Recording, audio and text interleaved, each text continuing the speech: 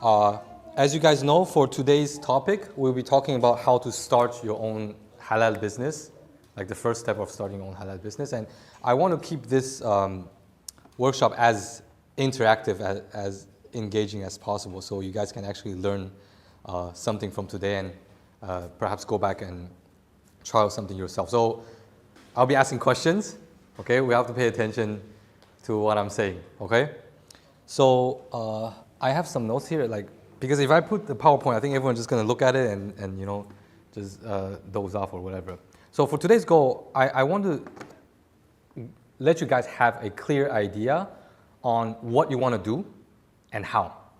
Oh, that's it. Like if you guys are thinking of starting a business, what do you want to do and how? Okay, so before I start, I'll talk a little bit about myself. Like I run a video marketing agency based in Linkou. I started it in 2021 during the worst time in COVID. So actually I got fired from one of the best production companies here in Taiwan. And my wife was like 2 weeks before giving birth to that boy over there, which caused me so much problem. Yeah, like I had no savings, I didn't know what I was gonna do. And I had issue with my boss, and it just happened, and I started my company that way. So it was from a disaster in general. So, and during COVID, I don't know if you guys know, during COVID, you were not allowed to shoot videos in person. But my job is to shoot videos, right? So I wasn't able to shoot videos. There was no job. My wife was going to give birth. So it's very, very troublesome. And alhamdulillah, yeah, I'm here, So that's why I think perhaps there's something you guys can learn from this. And one of my main type of clients is tech business in Taiwan. Since you guys know in Taiwan, tech is pretty popular, right? We work with companies like Dell, the Chimei, I don't know if you guys know Chimei, the Giant, the bicycle, we work with them as well, or High Speed Railroad, the train that you guys take to go to Thailand and all that. For car company, we work with like Bentley, Garmin, the watch company, etc. Those are B2C. And right now we work mainly with B2B. Do you guys know what B2B is? Business to business, right? So we work with other companies. We don't work with customers. We work with companies. Which I think is kind of a good thing if you guys want to start, and I'll explain a little bit later why I think B2B is better. But yeah, that's basically what we do. Now, the first question I would like to ask you guys is, what exactly is a business? What do you guys think is a business? Can anyone give me like a definition of what you think a business is? Trading. Product or services. Okay, that's a good one. What else? Can someone? Don't hide. Provide add value for what I return. For what? For like something in return. So just okay. Provide value for. Provide value for a return. Okay, that's cash, some sort of a trading, right? Some sort of a trading. Okay. Anything else? That's it? Okay. So a business, and for today's conversation, I want to keep everything as high level as possible, because I think we need to understand what business is from a fundamental perspective, so you guys know what to do with it later on. And I will use like Islam as an example. So the core belief in Islam is that we believe there's only one God, and we have Prophet Muhammad Sallallahu Alaihi Wasallam. And everything comes from that, right? We pray, we fast, we go to Hajj. Every action that we do, the way we think, everything comes from that. And business is kind of the same thing. You need to know exactly what is a business, why you do it, what it does, and then the action that comes after that makes more sense, right? So for example, if a person who doesn't believe in Islam, he does this and then he prays towards the Makkah, it doesn't mean anything if there's no like the basic of it, right? So same thing for business. You can have a lot of like strategy, you can do a lot of marketing stuff, but if you don't know why you're doing that, and you don't understand what you're doing, those actions don't mean anything, okay?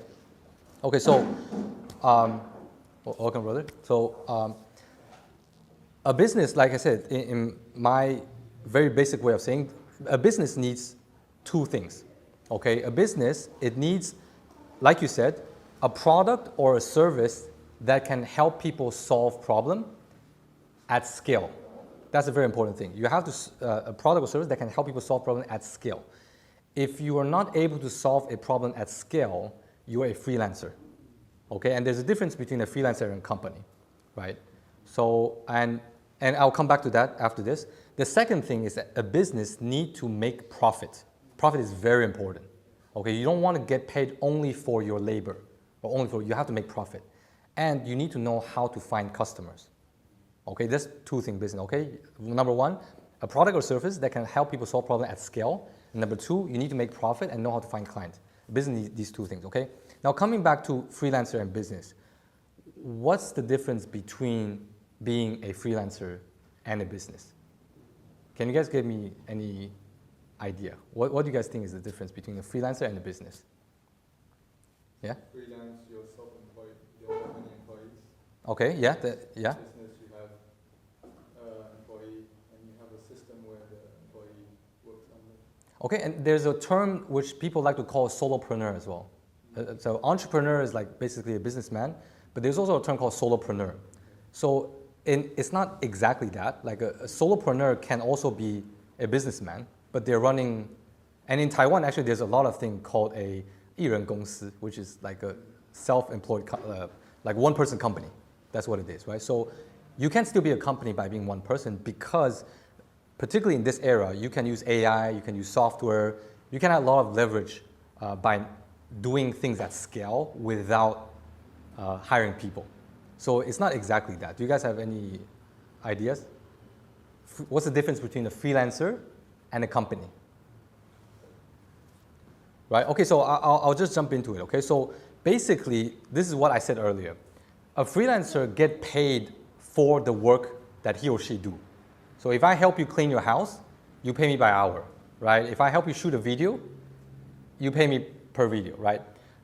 But a business, it needs to make profit, which is, so let's say I shoot a video for, okay, so let's say I shoot a video for 100 Taiwan dollar, right? A business needs to charge extra, perhaps 30%, let's say, for the profit. So let's say if I made 100 Taiwan dollar for my labor work to shoot a video, then I need to add on top of it extra 30% of the money. And you might ask, like, why do we need to add profit? The reason why you need to add profit is you need to be able to scale at one point, right? And some, because I did throw out the survey to all of you. Some of you asked me some question and what do you guys think about business? Some people think that profit is evil or is haram. That's actually a wrong perspective. Profit is not evil or haram. Profit is the extra money that you make beyond what you paid for so that you can actually hire more people. And more people can make a living off of your business. Right? So a business, like I said earlier, is a two-side thing. On the outside, you're helping people solve problems. You provide a service. On the inside, you're providing a livelihood for your workers.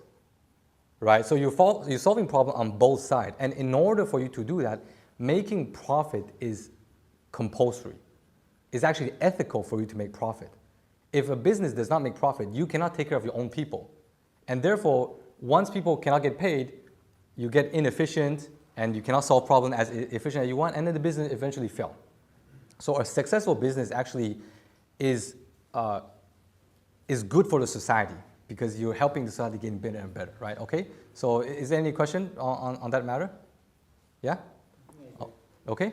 So now the second question that I want to ask you guys, earlier we asked about, for those who just came earlier we asked, what do you guys think is a business? Okay, and I'll quickly recap.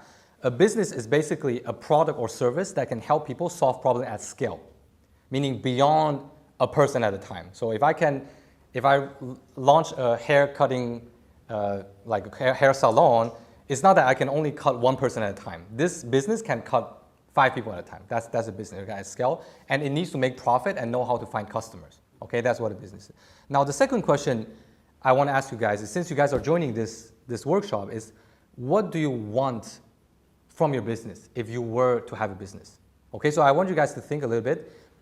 Think right now that you have a very successful business, okay? It doesn't matter what it is.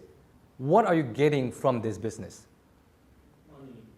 Money, okay, yeah, that's the main thing, obviously. That's money. Relation. I'm sorry? Relation. Okay, so it's network, yeah?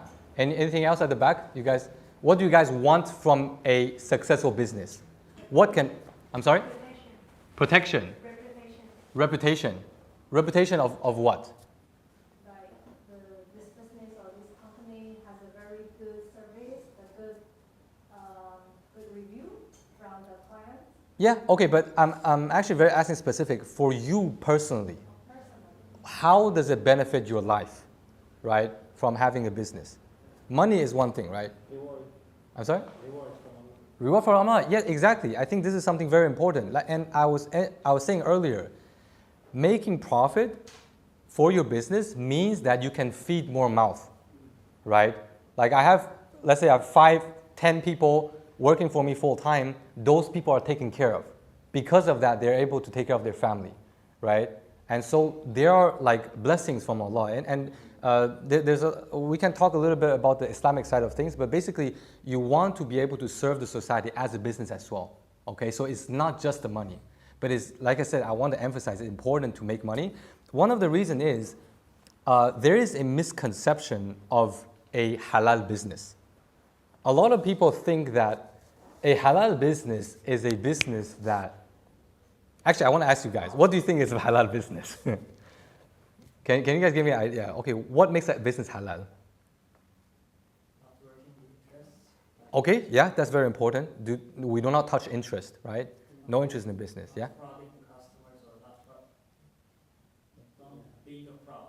Yeah, do not, you're not lying to them about your product, or you're not lying to them about your service, okay? You have to be honest.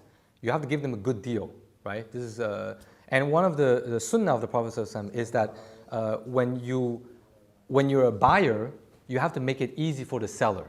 And when you're a seller, you have to make it easy for the buyer, right? As a Muslim, it's very Islamic to make it easy in terms of the process. Okay, so we don't want to scam them. We don't want to do, it's like value is value, right? Okay, so what else do you guys think? The default is halal. The default for trade, for business activities, the default for these is halal. Yeah. Unless they are haram. They are haram and they involve interest, they involve haram products, involve cheating people. Yes. Were you going to say something? Yeah, the same. It's halal unless it's involved like haram transaction or like. Yeah, and I think whether it's halal or haram, actually, I think Allah make it easy for us. It's pretty straightforward, right? Most of the time when you look at a business, you say, okay, I don't want to touch that, so it's pretty straightforward, right? So actually that's also one of the reasons why I'm more involved in tech, because technology is more cold-blooded. It's just semiconductor, it's like, those tech stuff, you cannot really go wrong with that in general. But this is something that I was going to talk about a bit earlier, but I think we can, I'll give you a pretty basic idea on how to define if a business is halal or not halal. Is number one, what do they sell? Okay, alcohol, food that is haram, look at what they sell. And I'm talking about other business, okay, not yourself yet. Look at what they sell and how they make their money. So where does the money come from? Okay? And it's very important is that most business solve 3 type of problem: health, wealth, and relationship.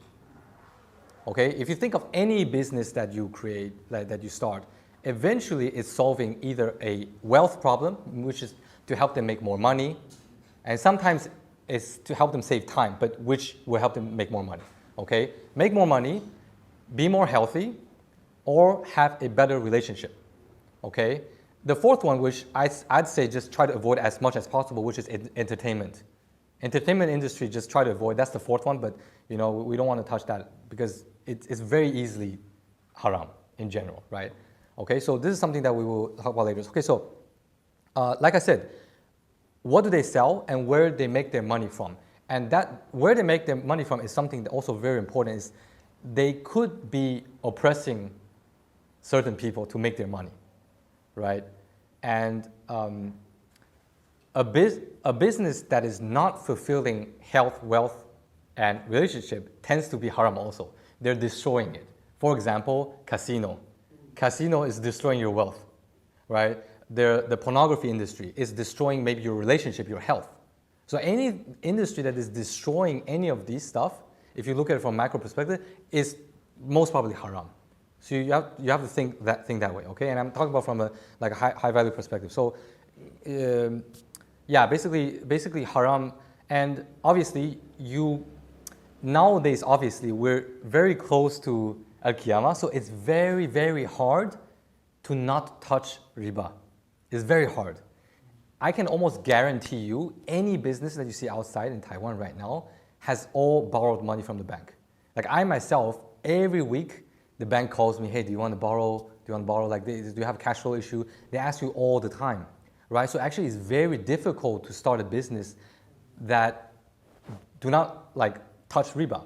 And that's why something that I want to talk to you guys today, which I'll go talk about a little bit later, is what type of business to start can help you avoid riba as much as possible. Okay, we'll talk about that a little bit later. Now, I want to go back to you guys. When I ask you guys, what do you want from your business? We can think of 3 specific questions, okay? How much money do you want to make? Which I asked you guys, for those who wrote the survey, how much you guys want to make per month to be happy? And I don't want you guys just pull that number out from the toilet and say, oh, I want to make $1 million. Like, think about what is your ideal life, okay? What type of restaurant would you want to go? What kind of vacation would you like to go with your wife every month or every 3 months, right? What kind of car you want to drive, what kind of food you want to eat, what kind of place you want to stay, and kind of calculate how much money does it cost for you to get that life, for you to actually be happy, right? That's number 1. How much money do you want to make? How much time do you want to spend a day at working, okay? So we don't want, obviously most of us, we don't want to work like 16 hours a day, you know, like, I don't know, 100 hours a week. That's too much. So think about, and I want you guys to be reasonable. Like, not say, oh, I just want to work 1 hour a day and I'll be happy. You know, that's too much. But like a reasonable now, what's something that can keep you sane and you can still work at the same time, okay? And I want you guys to go back and actually do the math. How much money do I want to make? How many hours am I okay to work per day? And who do you want to work with? Okay, what type of person do I want to work with? And this will give you a general idea. Okay, you know, you can look at some type of business that is closer to what you feel comfortable. And again, there's no wrong answer to this. Every person has their own style. Every person has their own preference. You know, think about that. Okay. Now, there's a misconception that a lot of people like to say, and you know, I would say it's even haram to say that. It's like a lot of people say, I want to be financially independent. This word probably is like the most overused word in 2015, you know, like I want to be financially independent. Astaghfirullah, you're not independent from anything for your whole life. You will never be independent from anything. Even Jeff Bezos or Elon Musk, they're not independent from money. Why? Because anything can disappear in a way that you cannot imagine, right? And I don't know, some of you might know there's a story in the hadith, is like the guy who's super rich and then he said that, you know, he will never be broke. You know, he will have everything forever, and then a rain came and then just destroyed everything in one night. You know, these things can happen. You know, either people doing stock market is so, you know, very arrogant, they can lose anything. And the more you learn about business, the more you realize that even if you know all of the strategy, all of the network, everything is actually still hanging by a thread. No matter how big of an empire you have, everything is still hanging by a thread, and that thread is literally controlled by Allah. So we need to be aware of that, but at the same time, try to learn as much knowledge as you can within, you know, what we can control. You know, so, and I like to describe this this knowledge of making money is kind of like moving this table, for example. Scientifically, there's a way to make money, and you can predict how much money you make next month and next year. Scientifically, there's a way. So just as much as scientifically, I know that if I push that table is going to move, right? But while I'm about to push that table, anything can happen. I could have a heart attack, and may Allah protect me, but like I could fall down, anything can happen, right? Scientifically, that table will move if I just push it, right? Just like in terms of making money, you can do all the right thing and you make money, but something can happen and stop you from making money, right? So this is something that we really need to be aware of.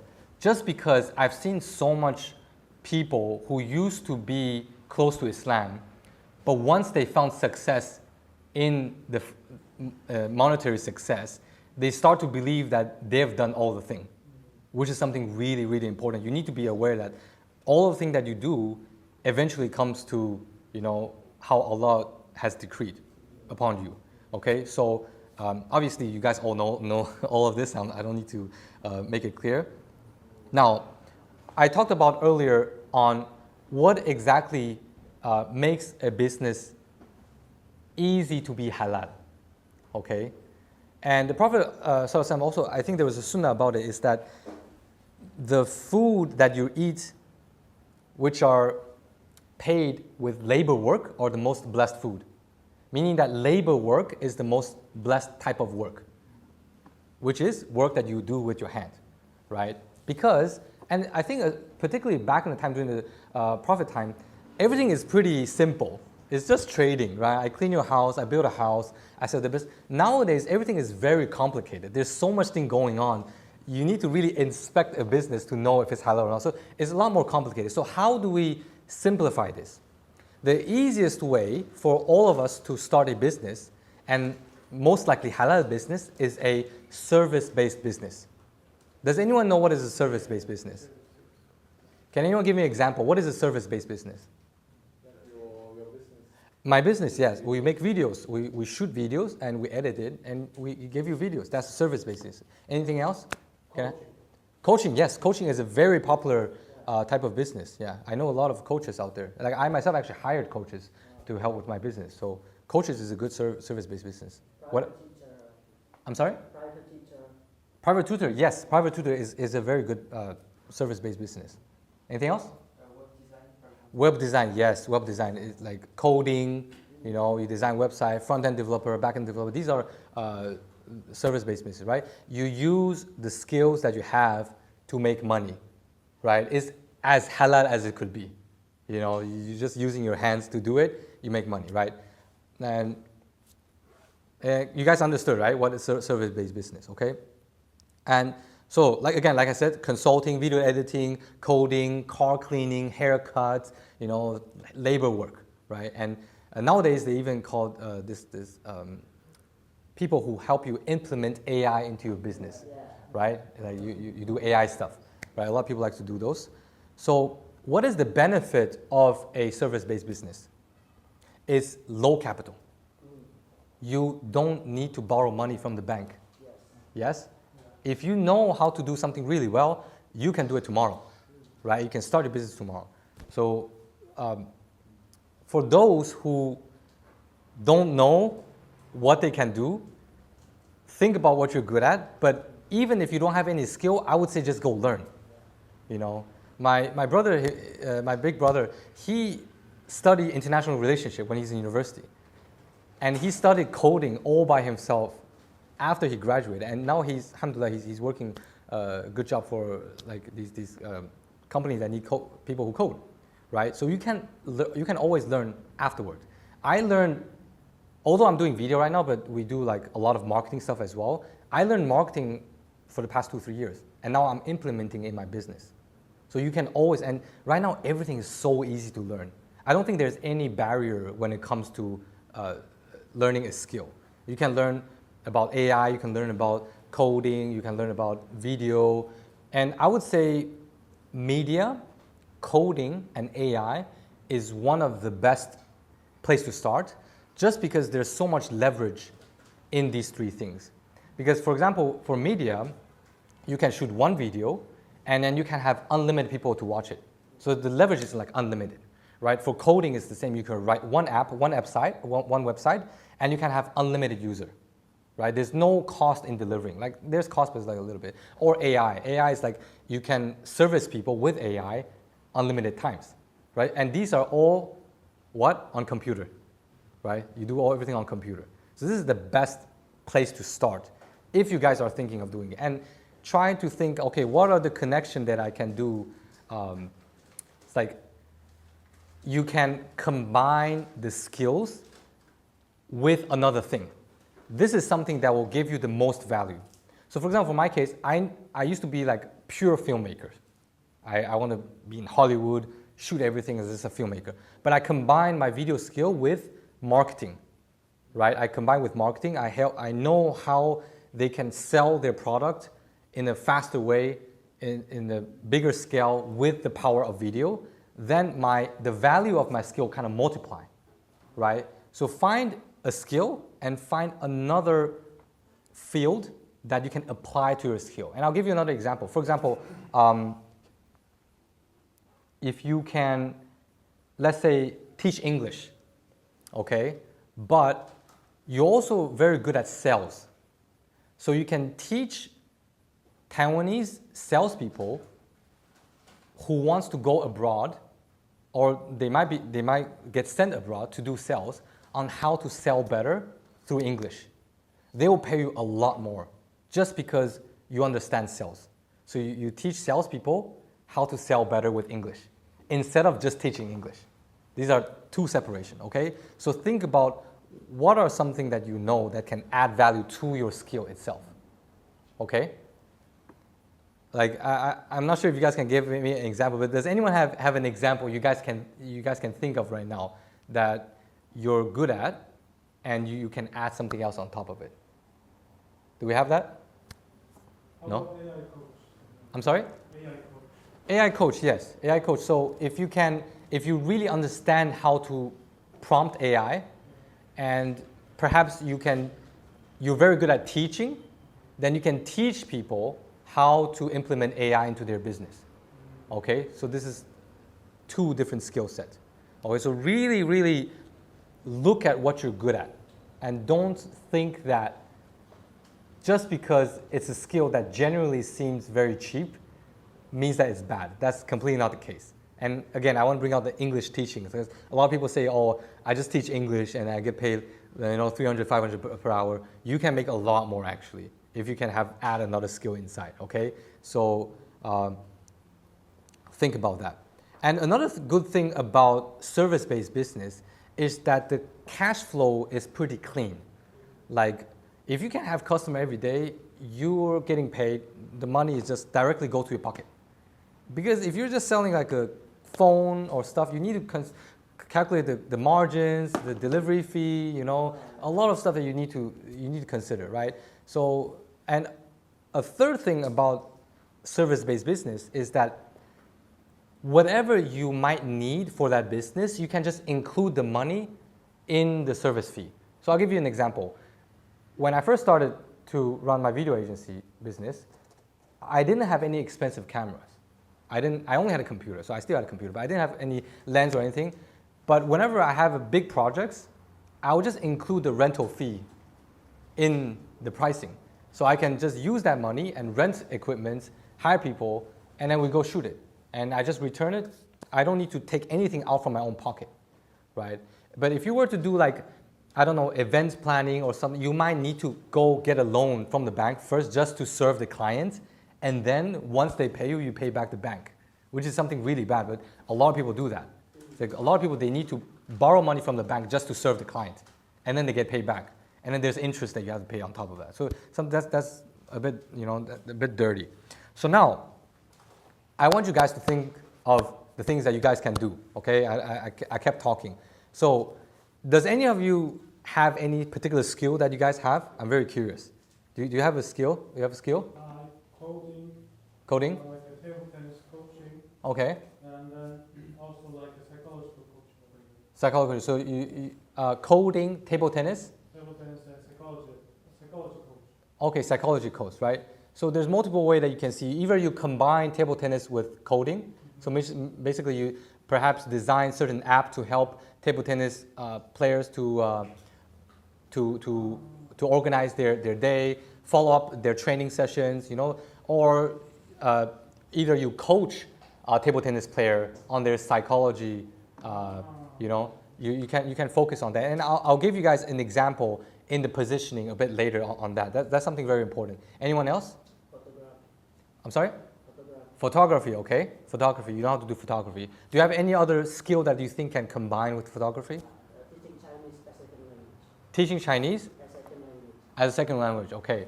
So perhaps for you know, I do know that there are specific agency in Taiwan.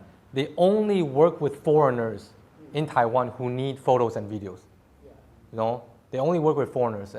So that might be a way for you to get in that market as well. Okay. Anyone else? Graphic design and marketing. Okay. And what type of graphic design is like e-commerce product? Okay. I think graphic design is something that has a lot of potential. Even with AI, I still think that people like us in the creative industry has a lot of value to provide, because for those who tried AI, you know that AI is getting dumber and dumber every single day for some reason. You know, like we have to scold them to do better. You know, like treat them like a slave sometimes. But AI is not as good as we think. There's actually, most of the people need to understand that even if you were to use AI, it's usually like hybrid. So you combine your skill and amplify it with AI. That's probably where this is going, you know.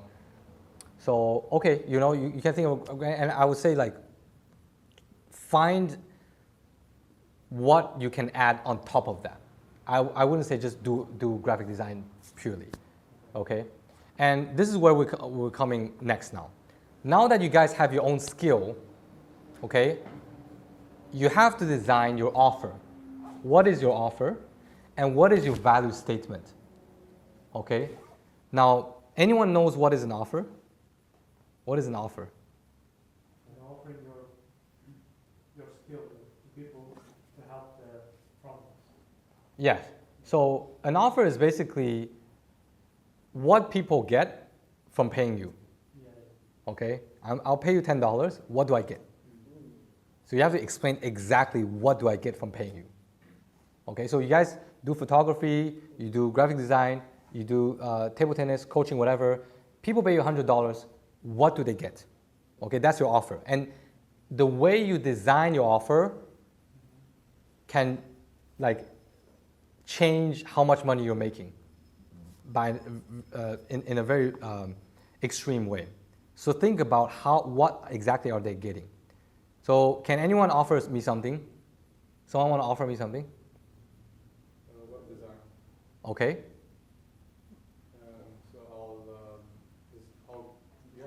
do you currently have an existing website? Mm-hmm. I'll revamp the website and create a sales funnel for you. Okay, sales funnel. Okay. So that's a very good point. Like I said earlier, every business is solving 3 problems: health, wealth, relationship. So what problem he's solving for me? Wealth, right? Because with a better website, maybe I can convert better, get more clients, and make more money, right? So the way he framed it is going to seem more expensive, and therefore I'm willing to pay him more money. But if he were to just come to me and say, hey, I'm going to design you a website, right? I'll say, why do I need a website, right? And you can ask me, are you getting any sales from your website? I can help you make more money from the website, right? And if even better, if you can guarantee me how much traffic I'm getting from the website, I'm even willing to pay more, right? Because let's say, for example, I get 1,000 people going to my website, and out of those 1,000 people, 10 people want to work with me, and out of those 10 people, I make $1,000, right? So based on that, I'm willing to pay you $500 if I can make $1,000, right? So we can do the math, right? Now, okay, so what about the value statement? Does anyone know what is a value statement? The exact description of the value you want to add or to get. Yeah, so it's basically you describe the value that they can get in one line. But here's another thing that we need to understand. Value is very subjective. A lot of people say we have to provide value, we have to solve problems, give them value. What is value? Value is very subjective, right? A diamond has a lot of value, but only because people give them value, right?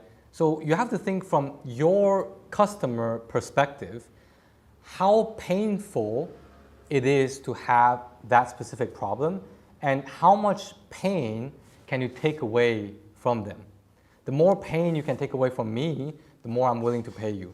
right? So that's the value, okay? So when you're structuring your, so when you're structuring your value statement, you have to think of your customer's perspective.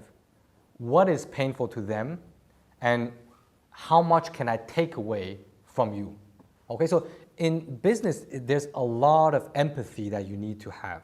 You need to really understand like the pain that they're going through. Try to understand them, talk to them, and see like how much you can help them. Just as like a friend, how much can I help you? Right? And then based on that, you try to structure. So I wrote some example for you to guys understand what is a value statement. So one of the example is, I help founders, okay, I help business founders lose 10 kilos even if they can only train twice a week. Okay, so there's a lot of things going on. Number one is business owners tend to gain weight because we're very busy. And number two, we're very busy, so we don't have time to go work out.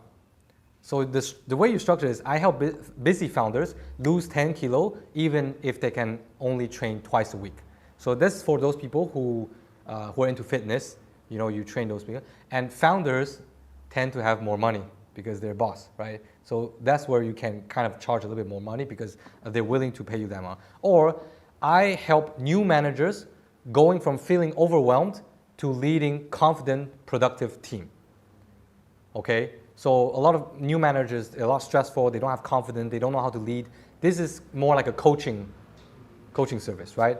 Or like, let me see, there's some other ones that I wrote that's more relatable. I help immigrant students improve their conversational English in 30 days. Okay? So this is teaching English, right? So there's a pattern in these value statements I'm giving you guys, is that you can actually measure the success in the phrase. So when people hear your value statement, they know exactly what they're getting from, right? I'm gonna be able to talk English, speak English in 30 days, right? I'm gonna lose 10 kilo if I work with you, right? They can imagine what it's like to work with you, okay? So, like again, think of what can you say to help them easily imagine what it's like to work with you, okay? Now, another thing that you can add value is to position your business in a very specific group of people, okay? I'll give you an example. So, and this is actually an actual business. A guy, he used to do this recovery massage. You guys want to know what is a recovery massage? It's like people who, I don't know, you sprain your ankle, you know, I'm getting old now, so sometimes my muscle hurts, and then the recovery massage, they help you, you know, feel a little bit better with the massage, right? That's recovery massage. So this person, he used to do recovery massage, and then he upped his game. He say, recovery massage for professional athletes, right? So he do for baseball players, soccer players who have very intense sport activity, and they help them recover. And then the guy go up his game. Recovery massage for NBA players, right? Up his game again. And when he do that, what happens? You guys know what happened? More money. Because these people are paying you more. And another thing that I mentioned earlier, you're giving them more value, right? For me, someone like me, recovery massage is not that much value. I mean, it's nice to have. But for an NBA player who makes millions of dollars a year, recovering is so important. So they're willing to pay more. It's not that this thing is very important. It's not haram because you're giving the same amount of value that they need, right? They need to recover so they can go perform well. So it's very important, right? For me, it's not that much important, so I don't need that, right? And like I said, he went from recovery massage to professional athletes to professional soccer player, right? And then up recovery massage for LeBron James, just one person, right? Or Cristiano Ronaldo, just one person. And he paying you millions of dollars just to do him, you know? So you don't have to go that high, but just you guys have an idea. When you're serving, don't be a generalist. Meaning that if you do graphic design or if you do photography, just don't say, I do it for everyone. Think about who can I kind of niche down and work for people who actually value the work that you do, okay? you know, I know a lot of old business owner who are in their 50s. Okay, they're like tech business owner, and they've always wished that their English were better. You know, so some of them I know that they actually hired, they pay up to 10, 20,000 Taiwan dollar a day for professional English speaker to teach them English. And they're so busy also, they want to get the result as fast as they could and in the least frictionless way possible. So they don't want to have friction, right? So when you're offering people a service, think about how can you let them get to where they want to be in the fastest way possible, in the easiest ways possible, and in the most effective way possible. Okay? So try to be creative with that. Okay? How can I let them get the role? So one of the things that I do with videos is I don't just shoot video. I help them, the salespeople, to sell faster and to sell easier by showing video talking about their complex product. But because in the B2B sector, products tend to be extremely complex. It takes them at least an hour to explain how their product works, right? So if a salesperson needs to visit 5 people a day and it takes them 2 hours each, it's a lot of time, right? But with the video, I can decrease their sales pitch from an hour to 10 minutes. So therefore, they can do more pitching and make more money.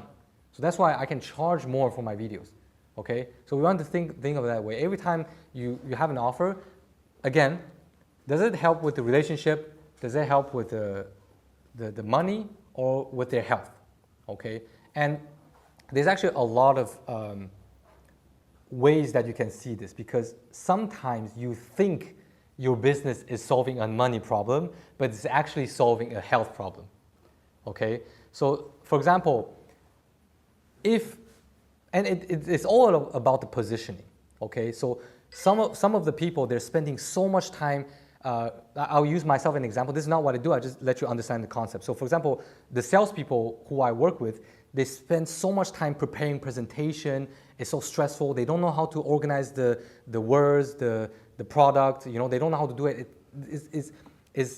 They're losing sleep because of this, right? So if I say, hey, what if I buy you back time when it comes to creating these presentation, and I'll help you create a video, and you don't need to do anything. You know, just throw all the information to me, and I'll help you do that, so you can finally sleep well at night and live a normal life like a normal salesperson, right? This is a different direction. This is more like health related instead of wealth related. Okay, so it might not be a very good example, but just understand the concept. Okay, so it's not always about money. Sometimes it's health. Okay, especially for this era, people are so busy, they're so unhealthy. You know, okay. Now,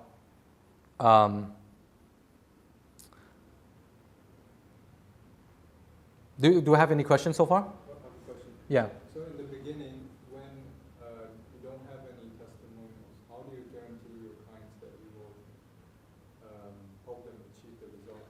Okay, this is a very good question, and this was like I was going to talk about this a little bit at the end, but we can also go from here. Okay, so how do we? What we're saying, how do we guarantee or how do we prove that there's a result? Yeah, how do you prove, guarantee that you'll help them make X amount of money or convert? In the beginning, how do you guarantee that? Because you don't have a lot of experience. Yeah. So if you were to start a service-based business and you haven't had a lot of body of work yet, and you don't have a lot of customer, I would say the first thing to do is to help people for free.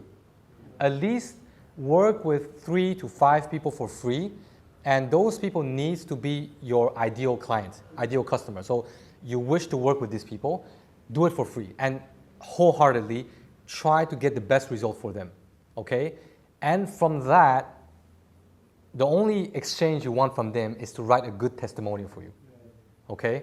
Do it for free. And sometimes, you know, I think it's a good way to test what you do also, because that might not be the most ideal type of customer also. Maybe you try this once and then you realize it's like a total wrong direction, then you can pivot immediately, okay? So find 3 to 5 people who you can provide value, solve their problem for free, and ask them, the only exchange is to ask them to give you a very nice testimonial or ask them to refer you to someone who might need your service.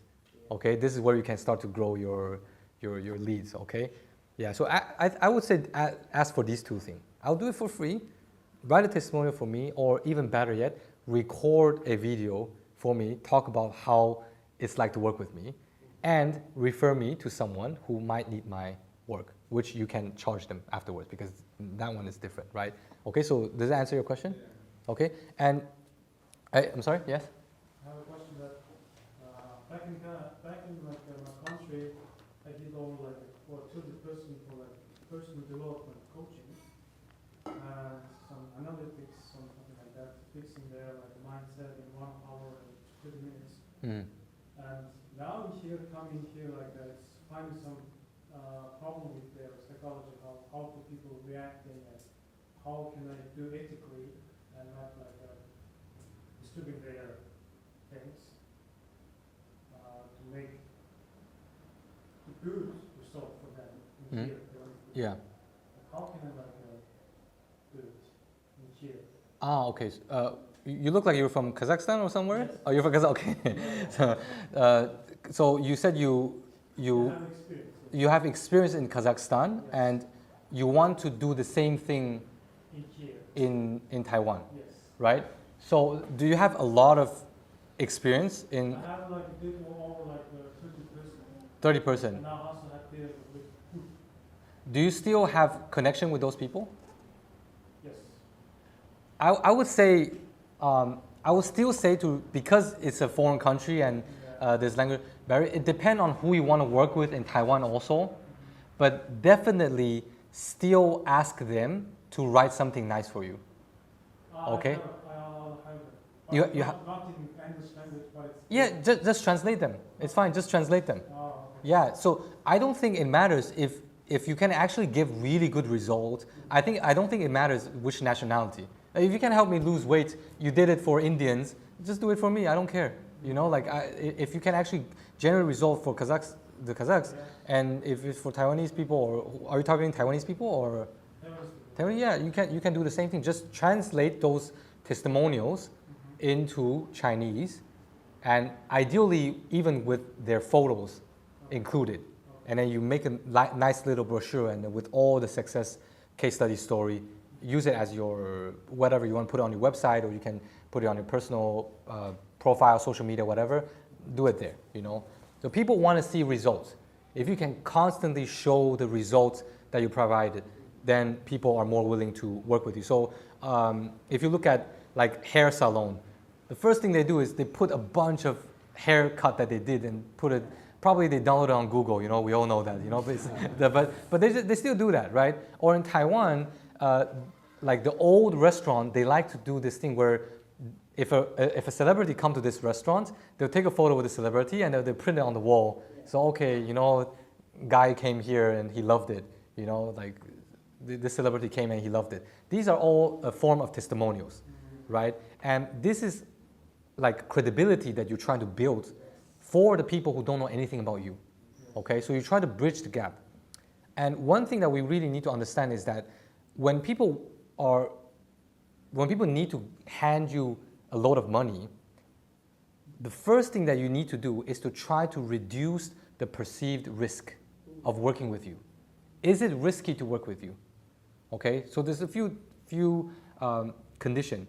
Are you going to run away with the money? You know, can you actually deliver what you promised? Right? Like these things you need to consider. So with these celebrity photos, it's like proving, okay, I'm a real person. Even celebrity trust me. So the trust problem is gone. The second thing is, can I deliver the result? So perhaps you can show photos of happy clients. They're really happy with the result that you deliver. Those are result-based testimonials, right? Okay, so like as much as you can, try to reduce the perceived risk it takes to work with you. Does it make sense? Okay. So now, yeah, was it? Yeah. You talked about wealth and health. What about relation?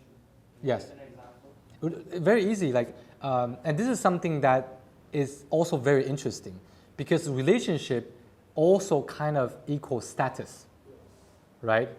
Relationship with people in general, or relationship with your wife, relationship with your, and this is another example I was telling earlier. Sometimes you don't even know what kind of problem you're solving. A guy maybe, if he's a little bit overweight and maybe his wife is not happy with it, right? So if a coach can help you lose weight, therefore have a better relationship with your wife, that's a relationship problem, yeah? So it's not a health problem anymore, okay? Or older people who, I actually know coaches in Taiwan where they teach older men how to strengthen their lower back so they can pick up their grandchildren and they can play around with their grandchildren like what the grandfather should be, right? This is a relationship problem, okay? So even if you're a fitness coach, you might be solving a relationship issue, right? And for other status, it might be clothes or watches. You know, these things are, you're trying to build like a status, right? You're trying to make people admire you. You know, you want people to think good about you. Those are status, right? So, but I would say status, the status type of business, it's like there's gray area. Maybe if you were to do like public relationship, those are okay. But sometimes status will make you a little bit too, I would say like circular, because you care too much about what people say. And that's, in Islam, we don't want, you know, to overly think about what people think about it and kind of fake your own personality and all that. That's not what we want. But I mean, generally speaking, we need to be nice to everyone, right? That will be fine. So, yeah, yes? So how about the installments? I'm a mechanical engineering student and in future I wish I'm gonna make some machines. Mm-hmm. The machines has some high value machines as well. And customers might gonna need separate payments, Mm-hmm. installments basically. Yeah. But I cannot trust the customer because he's gonna pay in time or delay. The customer gonna fail this company. Yeah. So most business like this, people involved with bank. Yeah. They just get their money from the bank and bank take the installment and they put in interest rate. And you are not taking interest rate, but you are the one who make the step for the cause of the interest rate. So how should we proceed? I would say, so you mean they're borrowing money from the bank to pay you? Yes. I have a phone. Uh-huh. This phone is $1,000. Uh-huh. Or let's say this machine is $10,000 and Okay. customer cannot pay $10,000 at once. Yeah. And he goes to bank, he say, I want to buy this phone. And the bank buy this phone for him Hmm. and make the installment Okay. business. Okay. The want to buy. Yeah. The bank actually doesn't sell them money, but sell the machine to purchase from me. I didn't earn any interest. I just earned my money. But then bank sell this product to him with separation, maybe 12 months, maybe 2 years per month, and bank earned like a 1.5 price of it. So I didn't do interest by myself. I didn't earn anything extra, but I'm the one who stepped for the interest. Yeah, okay, so this is something that, I'm sorry, yeah? They actually sell to the bank first, and then the bank sell it to them. Yeah, it's called factory, no, not factory. No, in the contract, are you selling to the bank? It's contract. So you're selling to the bank directly? Yes, because customer has agreement with the bank and bank agreed to me. So basically, bank buy from me for the price. Okay, I understand. So there's a few ways to see it this way. So, by the way, you're selling in Taiwan? No, I'm buying from Taiwan, selling in Europe, selling in. You sound like you're from Turkey. Are you from Turkey? Yes, I'm from Turkey. Okay, so do you do it in Turkey or? The main business in Turkey, but we also sell in Middle East, Europe as well. It's actually what we are doing right now. I just want to hear your perspective. Okay, so I would say try to avoid working with bank in general. Yeah. So there's a few things. In Taiwan, I'm getting a little bit technical here, but there's called 有限公司 and 无限公司. Like, what's it called? Limited responsibility or an unlimited responsibility, right? So if it's like unlimited responsibility, meaning that if the company messed up and they go bankrupt, the owners still have to pay back the money until everything is done, right? Like the responsibility tied directly to owner. But if it's like limited, then as long as the company is bankrupt, they can just run away and you know. But those are different in Turkey. So Oh, okay. But you know, it really depends on who you're selling to. If you're selling to Taiwan, it really depends on who you're selling to again. Like, are you selling to small business or like really big corporates? we selling small business to large corporate as well. To large corporates. Usually large corporates work with involved with bank, and small business doesn't want to involve, and they want to make an installment by agreement both of us. So some of the agreements we do, they fail and they couldn't pay, so we lose money. But we are trying to avoid how company is good or not. It's very risky business actually, because our machines we sell is expensive. How much does it cost around for one machine? So I think it's starting from the 50,000 and it goes to millions. 50,000 Taiwan dollar or US dollar? US dollar, like starting point. Okay, so it's like around 1.5 million Taiwan dollar. Okay, but the thing is, even if they were to fail the payment towards the bank, they still own the bank money, right? But I already paid to me, so it's not my business after all. Yeah, like there's actually two ways, like some scholars say like two different ways. One is that because you got the money directly and you didn't do the interest yourself, like you didn't get involved in the interest thing, so you're okay. But what I would say is don't even get involved with the bank on the first place. But I understand for the nature of your business is a little bit difficult. We also take installment from our clients, but without interest. So if I have a project that costs like $1 million Taiwan dollar, they usually split into 3 payments or 2 payments, right? By 50-50 or 20-20 and 60.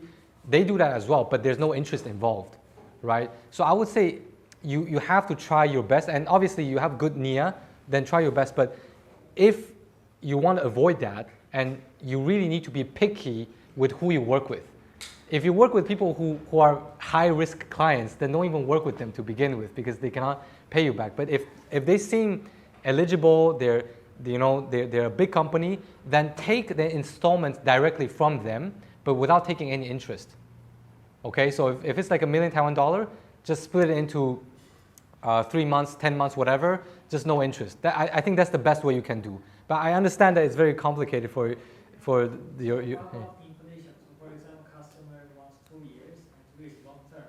For example, machine is $100,000, and you to afford your process, because you need to you have some fees for your brands, employees. Yeah. You need to buy more machines to continue business, and you cannot just make the same price for 2 years. You have to. Yes. Okay, so a lot of scholars actually agree on this. So inflation is real.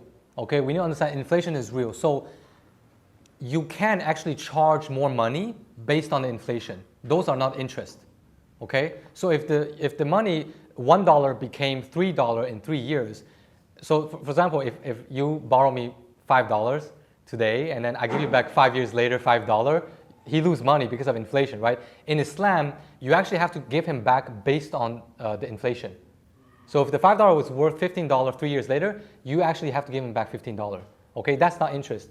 That's adjusted based on inflation. So you can still, in the contract, you can tell them that you adjust the fee based on inflation. So whether it's, I don't know how to call that, it's like adjustable rate or fixed rate.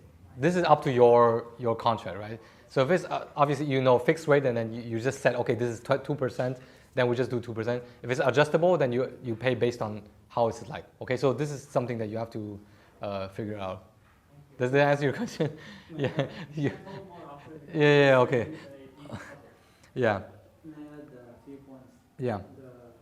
So first, if you are selling something to someone, you can decide the price. That's totally fine. And you can make the price different depending on whether the customer is paying now or later, even if it's not related to inflation. That's different from interest. Yes. Interest is about when you borrow money, and then interest is making money with money.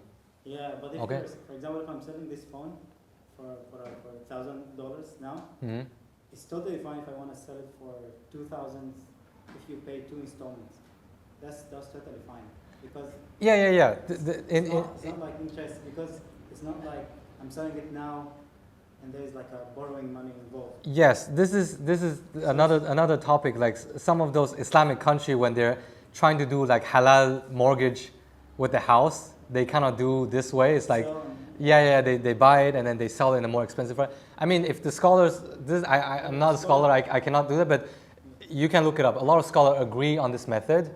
So based on their fatwa, if it's okay, then you can follow through that. I'm just saying this is actually not Interest. Not related to interest. It's a separate Yes, thing. yes, I know that. Yeah. That's So why maybe if you're selling 2 years, you can just adjust the price. It doesn't have to be related to inflation. so if you want to buy within 2 years, then our package is this price. There's no yeah. borrowing involved. Yeah. Second is, I'm not sure about the point for inflation. Allah, I've heard different opinions. Maybe you can revise this. The point about if you borrow money and then you want to pay back after some time. Yeah. Should you account for inflation or not? Allah, I'm not sure. I've seen different opinions. Yeah, about but the So we can- mainstream scholar that I saw is that you have to adjust based on inflation, because otherwise it's kind of not fair also. The opinion I've heard is if you want it to be based on something, gold for example, let him give you gold at that point. So for example, Okay, yeah. That's easier one than method. Yeah. Just doing the math. Yeah. Okay. Third was for you if someone is buying through the bank. If the bank is buying, It's called leasing. So bank is just lease to you after buying the product. also And after you finish all payments, then bank gives the product all rights to you. For example, 2 years you pay to bank. This product owned by bank, but you have rights to use it for your business. And after 2 years later, banks give everything on to your company if you pay everything on time. So if it's damaged by accident, the bank will. If it's damaged, then the warranty goes and you do fixing with warranty. No, the bank will lose. If it's, for example, it's not No, it's warranty. There's a warranty. The producers for me, it's my concern to fix the machine. Okay. Yeah, this is a little bit more complex. Something called muraba. Yeah. I know. Yes.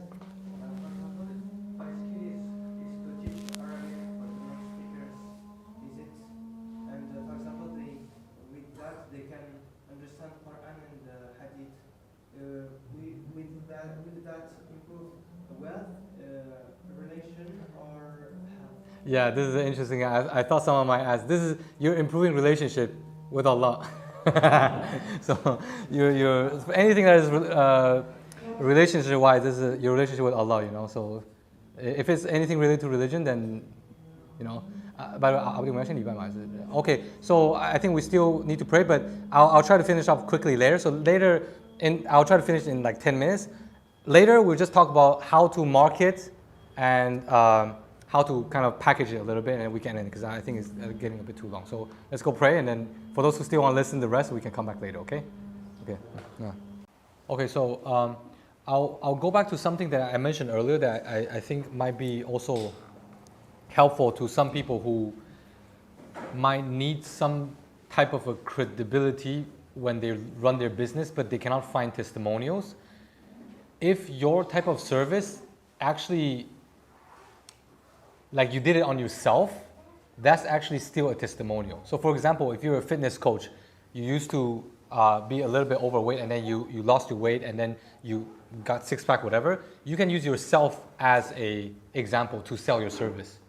So some people, for myself, for example, like one of the new service that I'm trying to launch right now is I was able to use video to create like sales funnel that attract a lot of clients with Facebook ads and all that stuff. And it's been very successful. So I'm using my own case study to sell to other people. So I haven't even done it to other people. But I'm just saying, like, if you want to be like me and do what I did, I can do it for you. So that's also a way to use like a case study, testimonial, whatever. Okay, so just know that. Now, the last thing that I want to talk about is some of the question that I would like to ask you guys, but this is the number one thing that I see a lot of people are talking about. Wait, let's let them come in first. Can we close the door if nobody is coming in? So one of the questions that I have on the scorecard when you guys filled in is, what is stopping you guys from doing this, from launching your own business, right? And I want to throw back the question later, but the number one question that I see the most is, I don't have customers. How do I find customers? How do I find clients, right? There's actually multiple ways where you can get clients. So the number one most important thing in a business is lead flow, lead generation, meaning traffic, meaning people who know that your business exists. Okay, that's the number one most important thing. Even if you have the best product in the world, best service in the world, if nobody knows that you exist, there's no point. So if you were to start a business, and even that is a mediocre business, but if the whole world were to know that you exist, you can be $1 million company, just because everyone knows you exist. Okay, so number one is called lead generation. Lead generation means to generate people who are interested in your business. And it's like traffic, okay? So how do you get traffic? Does anyone know how do you get traffic? How do you find customers? 1 out of 10? You will offer to your closest friends who trust you. Okay, yeah, that's the best way, yes. And then there was like one technique, how it's in English. Referral, right? Yeah, referral. Word of mouth. For example, yeah. I invite your friend, right? Do it for client offer. Yes. And you solve his problem. And then the friend will tell you the people, okay, I have a friend who can solve this problem, we can also contact him. Yes. It's like people to people. Okay, yeah, that's one. What's the one that you say? It's the same thing, right? Yeah. Okay. Does anyone know other way for people to know that your business exists? Was it? Advertisement, exactly. That's one of the best way to do it. Yes? Other ways? Engagement. Social media leads to engagement. Okay, yes. TikTok. Someone said TikTok, right? That's called algorithm or organic social media, right? Social media. So basically, you guys said all of them. So there's organic, there's referrals, meaning like affiliate, like people, partnership, people introduce you. And then, what was it? Advertisement. There's actually one last one that you guys haven't mentioned yet. One last one. LinkedIn. I'm sorry? LinkedIn. Yeah, LinkedIn is like a social media platform, but I'm talking about the method. The method, yes? The reputation, the love to hear. Yeah, that's kind of still similar to what he said, meaning that you work with someone and they introduce to someone else. Okay, I'll not waste you guys' time. The last one is called cold outreach. Cold outreach meaning that you look up specific business online and you just call them or you just email them, right? This is actually how I started my business. So when I first started my business, I said, okay, I'm going to target specific people. I actually used LinkedIn. And when I first started, I wrote messages to businesses, like maybe 5 to 10 messages a day. And I wasn't getting any response. I wrote to 5 to 10 people every day. So I scaled up. I wrote 100 people a day for a whole year. I found anyone that I can find. I write the message. I state my value. I do what I do. I can help you solve this problem. Find as much people as I can, right? There's a math in this. So I also want to go back to the first question that I asked you guys. So the amount of money that your business need to make per month has a lot to do in the volume of work that you need to do. Let's say, for example, let's say a small business want to make $10,000 a month. Okay, let's say we want to make $10,000 a month. Now, how do you break that? So if your service costs $5,000 to do it once, then you need to sell twice a month to make $10,000. If you want to break it more, it's $2,500 per service, then you have to sell 4 services. Okay, so based on that, you would know how to reach your target every month. Okay, if you have to sell 4 services to reach your target a month, then now comes another question. How do you sell 4 to 4 people a month? Okay, for my case, I reach out to 100 people a day and I get like maybe 5 to 10 response, and out of those 5, 10 response, I get 2 customers, right? So if each customer costs me, like, can make me $2,500 a month, then I only need to sell 4 people, which means that if I can message 100 people a day, it only takes me 2 days to reach my quota, right? You can calculate this mathematically, right? But so outreach is the most labor-intensive manual way. Is like, I hate it so much now, even till now. Like, I hate it so much. You have to write message every single day. Another way, if you want to do it at scale, could be organic, right? You post content every single day. Every single day, you talk about your service, you talk about how the type of problem you solve, and you give them an initiative. So meaning that, hey, if you want to work with me, comment down below, send me a text message, tell them what to do to talk to you, right? And if you post for a whole week and you got 1 customer, you know what to do. Post more. It's all about the volume. If you can know exactly how much input you need to put in to get a specific result, then you will know exactly how much input you need to put in to get the result you need. Okay, so right now, for my business, I'm transitioning to advertising. Like, I spend, let's say I spend $1,000 a month, for example, and for $1,000 a month, I can get a $10,000 client. Then I know every time I need $10,000 client, I need to spend $1,000. I can calculate that, right? But you need to be good at advertising. That's another skill. But basically, I'm just letting you guys know there's many ways to do what you need. But one of the most important things is that you need to get your message, get your message right. Meaning that you need to know who you're talking to, how to talk to them, and how to sell to them. Once that is done, then you can find the method that fits you the most and then scale it. Does it make sense? Do you guys have any questions so far? So for the outreach part and LinkedIn, are AI tools confident enough to tailor the message? I would say no. I would say don't do that. Like, AI right now is very risky because it could potentially ruin your reputation, and people will think that you're lazy and you're not trying. Right now, actually, if you're very human and people think that you're actually human, then you have more reputation. Right now, one of the biggest risk in AI is that it's equal to lazy, equal to cheap, equal to whatever negative thing out there. So as you try to show that you're human as much as you can right now. Don't rely too much on AI.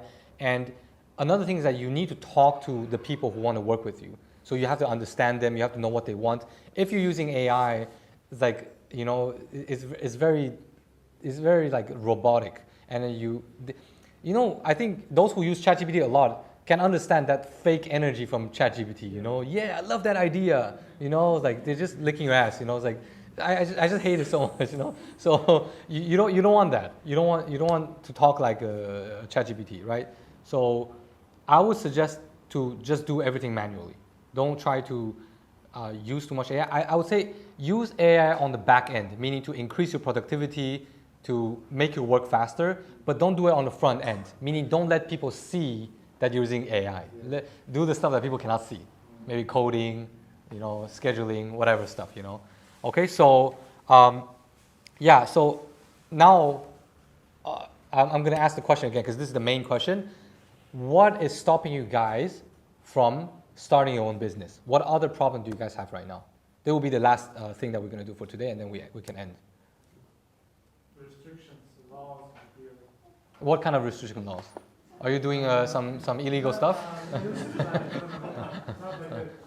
Because I don't want to break the laws and here break people's our favors. I want to do it ethically. So when I reached to the school, I wanted to do some coaching, something like that, and they said, I have to bring my accreditations. Your what? For example, you have to some certificate, right? Coaching certificate. They require you some certification. You say you reach out to schools. Yes. And then they ask for your certificates. Yes. Okay, so because the schools, they're like official authorities, so it does require SOPs to get into them.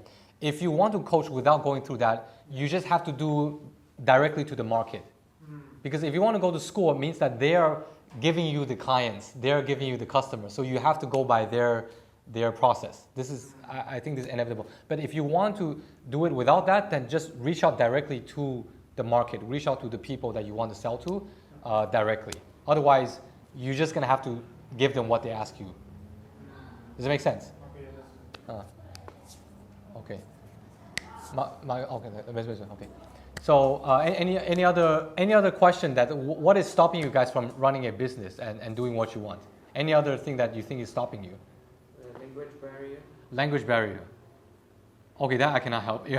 You're gonna have to. But again, the example that I gave earlier is I know there are business owners who target the foreigners in Taiwan, who need that problem piece to be solved. So really depending on the problem that you're trying to solve, if there are enough people, foreigners in Taiwan who need that problem to be solved, then just target them. I know businesses who are doing really well, completely targeting like this American company who are working in Taiwan. So they speak English completely. There's no issue with that. And actually they even trust you more because you're a foreigner. Like they feel like, okay, you understand me because you came from Taiwan. So if you are coming from the French-speaking community, then see if there's enough French-speaking people or businesses that need your help and target them. And I would say if you're doing like online businesses, meaning that your service is on computer, don't get limited by your geographical location. So if you're doing designing website, graphic design, sell it to Singapore, sell it to other countries, right? As long as you can get the payment method right, they can pay you and stuff. Sell it to people who are abroad. A lot of Americans, they're selling coaching service. Like I hired my coach from Australia. I hired my coach from UK as well. So they're all selling towards Taiwan. It worked for them. So if your service can be done completely remotely, don't get limited by Taiwan. Okay? So I think what exactly are you planning on doing? Do you have any idea?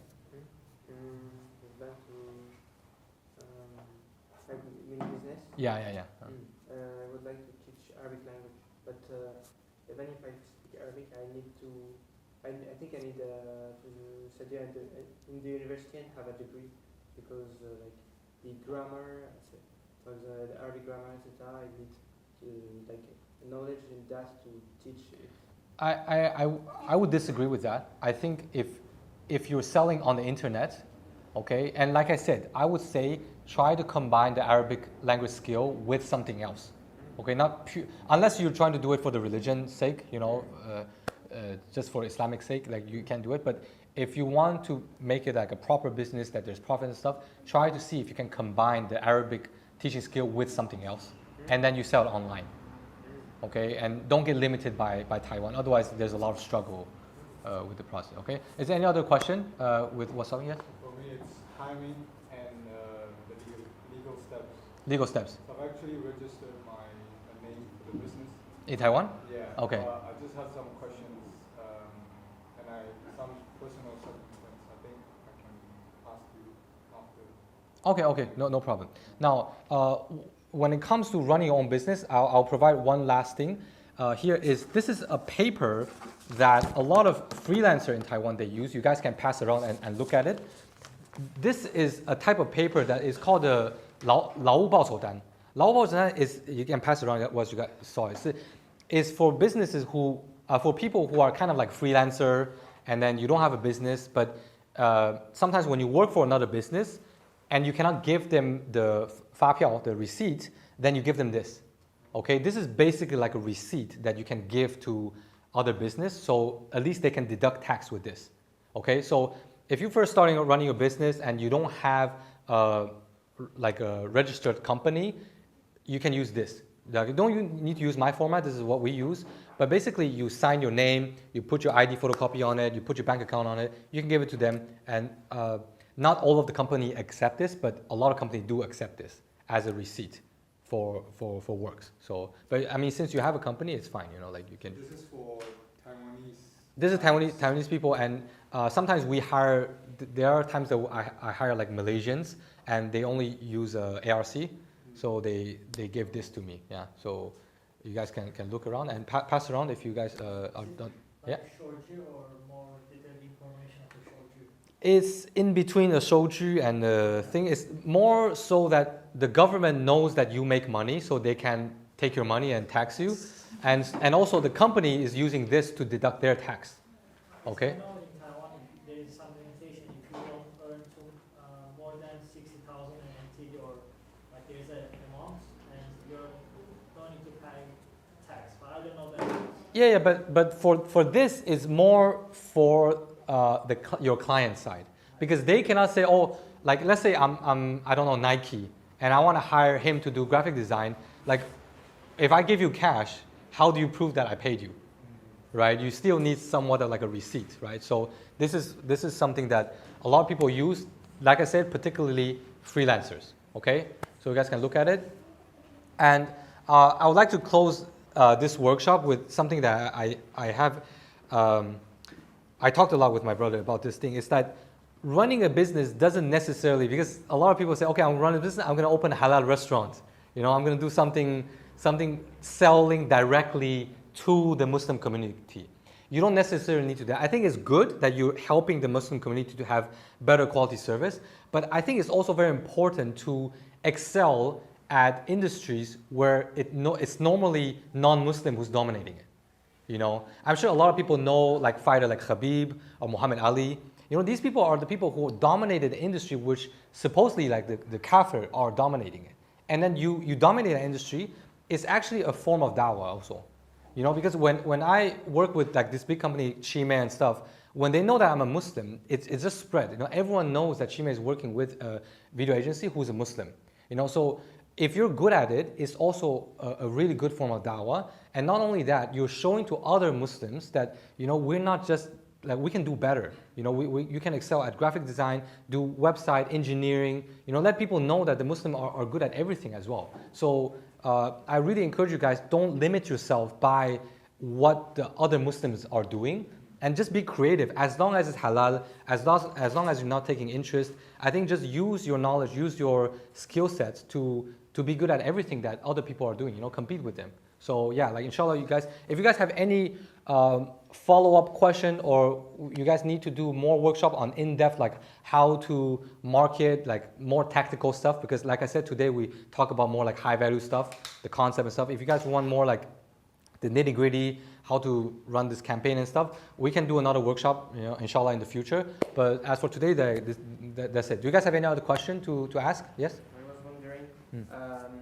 my best skills are in foreign languages, but I often hear people saying that today it's not a good idea to teach languages, because today you have AI tutor, you have the Google Translate, and so like I don't know if it's a good investment in the future to teach languages. Okay, so there's a lot of conversation about whether we should do this or we should learn this because of AI.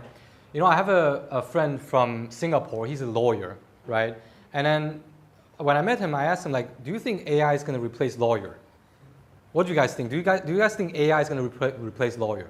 Why not? Why do you guys think that that's not the case? It can be assist the lawyer, but it cannot make the judgments like us. Okay. Because we have the human.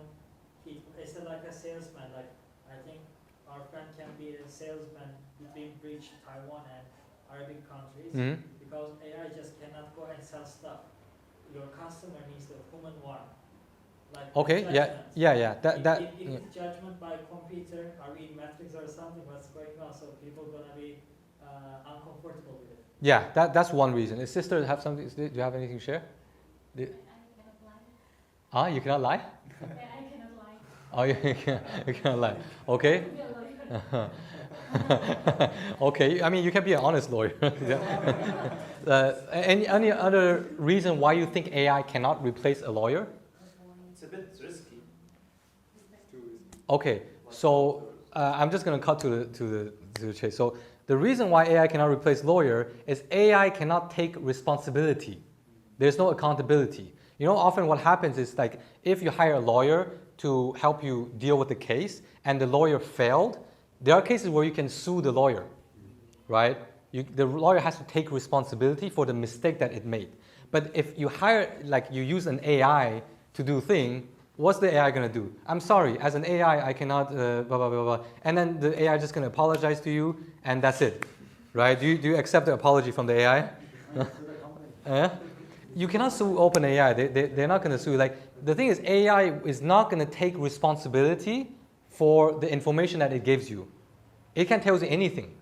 And whether or not you want to use it or not is up to you. But if your life got ruined or anything happened, AI is not going to take responsibility.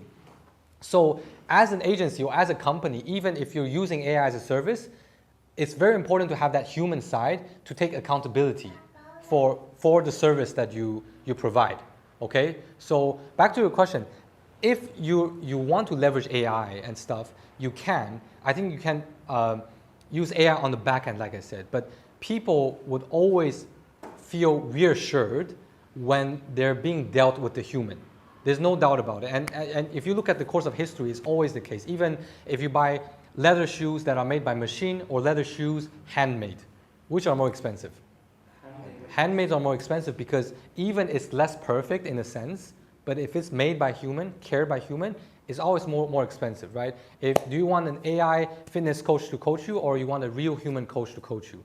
Which one is better? A human that cares about you, right? And this is more the emotional side of things. So like for you, if you want to do this thing, like I said, try to implement another skill set to your Arabic teaching course, like teaching them how to do sales in Arabic or teach people how to excel their marketing campaign in the Arabic field by teaching them Arabic. You know, if those people maybe in the US and they want to sell to the Arabic countries, you can help them with that. Try to learn another skill, combine them, and the value will multiply. Okay, and try to use AI on the back end to help them maybe prepare some questions or review their work or whatever. But on the front end, be as human as possible because everyone is using AI right now, meaning everyone is going to look the same. Right? Everyone's going to look the same because everything is AI. So actually the best advantage you can is to just be human, right? You know, Allah gave us this face, just use it. You know, don't need to rely too much on AI if you don't need to. Okay? Any other question regarding AI or like marketing or how, like what's stopping you from starting your own business? Any other question? No?